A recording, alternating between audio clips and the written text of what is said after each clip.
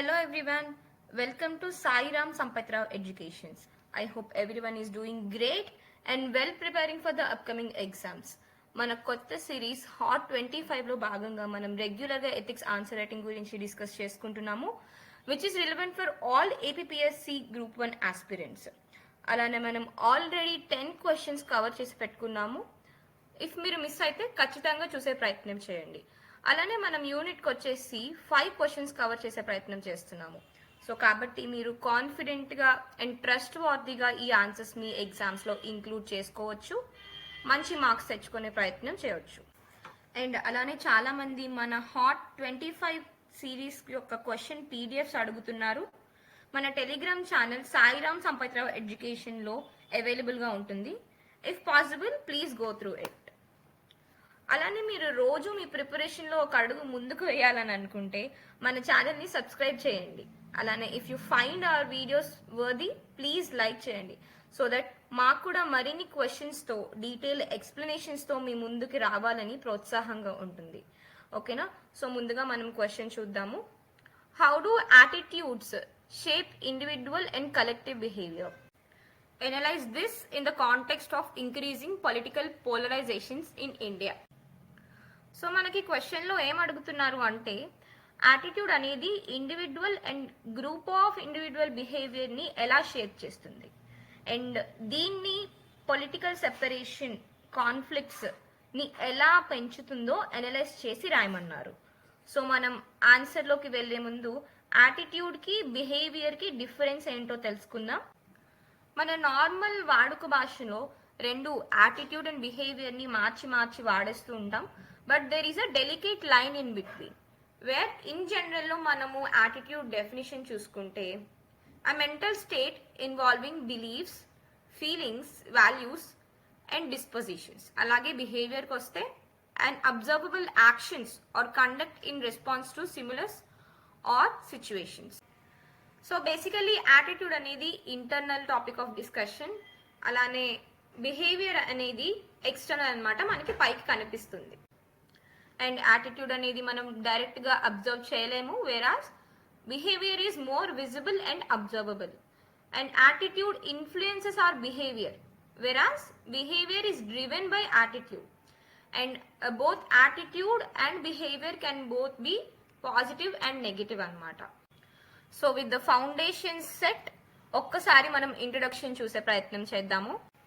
Attitude is a learned mental framework that shapes an individual's thought, emotions and actions. It consists of 3 components. One is cognitive, another is affective and behavioral. Attitude plays a vital role in influencing human behavior, social interaction, especially visible in India's growing political polarization. So what we have tried is we are trying to make a link between attitude and political polarizations in India. Why? Because మనకి క్వశ్చన్లో రెండింటికి link ఫార్మాట్లో అడిగారు కాబట్టి మనం only attitude డెఫినేషన్నే పెట్టకుండా దాన్ని పొలిటికల్ పోలరైజేషన్కి లింక్ చేయడానికి ట్రై చేసామన్నమాట.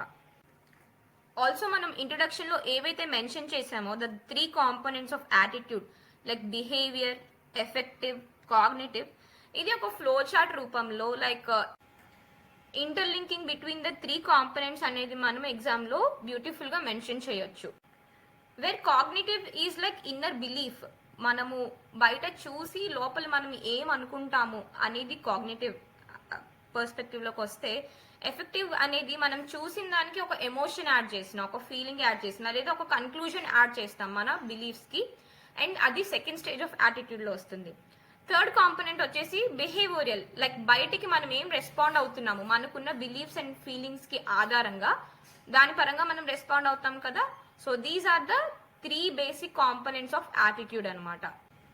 అలానే ఇండివిజువల్ బిహేవియర్ వచ్చేసి సోషల్ ఇంటరాక్షన్స్లో కావచ్చు, కలెక్టివ్ బిహేవియర్లో కావచ్చు, అది జస్ట్ అ సింగిల్ పార్ట్ మాత్రమే అనేది మనం ఈ ఫ్లో చార్ట్లో మెన్షన్ చేయడం జరిగింది.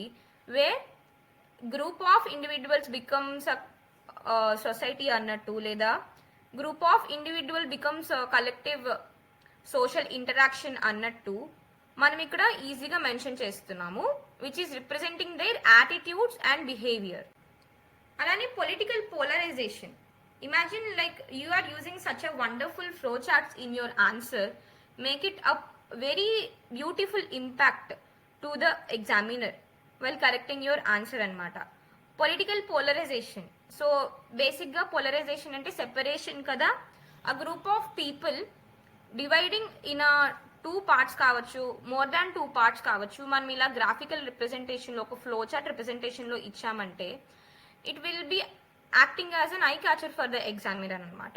సో బేసికలీ మనకి పొలిటికల్ పోలరైజేషన్స్ ఎందుకు వస్తాయి అంటే, సెపరేషన్స్ ఎందుకు వస్తాయి అంటే, there can be difference in the ideologies of political organizations అవ్వచ్చు, లేదా ఒక పొలిటికల్ ఆర్గనైజేషన్ కి ఫేవరెటిజం అవ్వచ్చు, లేదా వాళ్ళ ఒక పొలిటికల్ ఆర్గనైజేషన్ తాలూకా ఆబ్జెక్టివ్స్ వేరై ఉండొచ్చు, డిమాండ్స్ వేరై ఉండొచ్చు. So these are the basic reasons for the major political polarizations in India. So guys, మీరు ఇలాంటి స్ట్రక్చర్స్ ని మీ ఆన్సర్స్ లో whenever you want include చేసుకోవచ్చు.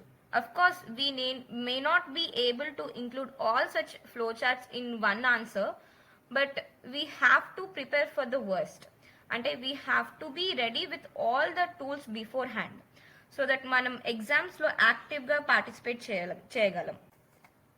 సో ఇప్పుడు మనం బాడీ విషయానికి వస్తే, we know that ఈ క్వశ్చన్ లో 3 పార్ట్స్ ఉన్నాయి, where attitude in influencing individual behaviour, అలానే attitude in shaping collective behaviour. And next వచ్చేసి మనకి పొలిటికల్ పోలరైజేషన్స్ లో ఎలాంటి రోల్ ప్లే చేస్తుంది యాటిట్యూడ్ అనేది కూడా మనము third part of the answer లో చూస్తాం అనమాట. సో ఫస్ట్ వచ్చేసి మనకి influence of attitude in shaping and individual. Lens of perception, it actually interprets facts and reality అనమాట. అంటే పర్సనల్ గా అన్ని ఎగ్జామిన్ చేయడం, ఫ్యాక్ట్ చెక్ చేసుకోవడం అలా. నెక్స్ట్ వచ్చేసి ఎథికల్ కంపాస్. యాటిట్యూడ్ అనేది ఒక మోరల్ జడ్జ్మెంట్ లాగా గైడ్ చేస్తుంది, డెసిషన్ మేకింగ్ లోని ఇంపాక్ట్ చేస్తుంది. అండ్ మనకున్న యాటిట్యూడ్ తో it will shape your ethics and values. అలానే emotional energy. So on the basis of this analysis and values, positive attitude and negative attitude అనేది form అవుతుంది అనమాట. పాజిటివ్ యాటిట్యూడ్ ఉంటే it will foster empathy and some other ethical values. అలానే negative attitude ఉంటే anger and ignorance, అహంకారం లాంటివి పెరుగుతాయి అన్నమాట. అండ్ ఫైనల్ గా ఇండివిడ్యువల్ యాటిట్యూడ్ అనేది ఇండివిడ్యువల్ బిహేవియర్ ని రెస్పాన్సివ్ గా మారుస్తుంది. Attitude actually influence once behaviour finally అనమాట. సెకండ్ పార్ట్ ఆఫ్ ది బాడీలో మనకు వచ్చేసి influence of attitude in shaping collective behaviour. So sense of belonging, shared attitudes create group identity in religion, caste or ideology. So మనకి basically common interests కావచ్చు, ఆలోచనలు కావచ్చు, attitude or behaviour కావచ్చు, వాళ్ళందరూ ఒక వన్ గ్రూప్ గా ఫామ్ అయ్యి and they will lead some organizations or social institutions like religion, caste or any other ideology oriented organizations. అలానే social norm makers. Attitude shapes acceptable behaviour and societal values. So ఇక్కడ ఏమవుతుంది అంటే individual attitude or general will అనేది పాటిస్తామన్నమాట, where individual responses కావచ్చు, beliefs కావచ్చు, ఇష్టాలు కావచ్చు, అవి ఇగ్నోర్ అవుతుంది on the will of majority అనమాట. Next fuel for mass movement. Positive attitudes drive reforms, negative ones incite violence. అంతే కదా. So, and it will also act as echo chamber effect. Group attitudes reinforce extreme use and in-group loyalty.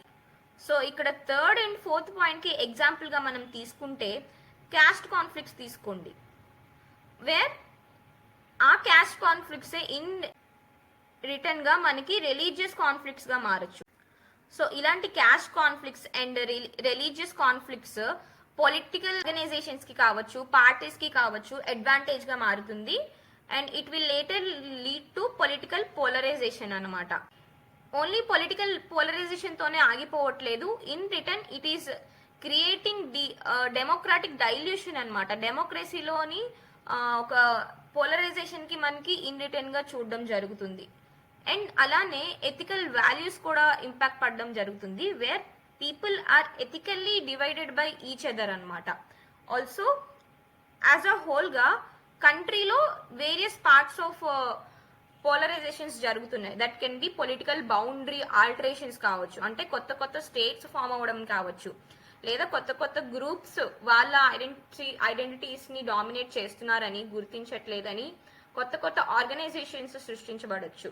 So చూసారు కదా ఒక్క attitude అనేది country wide గా ఎట్లా impact చేస్తుందో. So always ఒక పాజిటివ్ యాటిట్యూడ్ అనేది, కలెక్టివ్ బిలాంగింగ్ అనేది మనము అప్లిఫ్ట్ చేయడానికి ట్రై చేయాలి. Of course collective belonging or the collective behavior, social groups అనేవి మనకి ఒక గుడ్ సొసైటల్ రిఫార్మ్స్ తీసుకురావడానికి ఉపయోగపడితే అది చాలా మంచిది అనమాట. ఫర్ ఎగ్జాంపుల్ మనకి సతీ ప్రాత కావచ్చు, అలానే చైల్డ్ మ్యారేజెస్ అబాలిష్ చేయడంలో కావచ్చు, ఇలాంటి సోషల్ రిఫార్మ్స్ తీసుకురావడానికి of course one can act against to the collective belonging ideologies.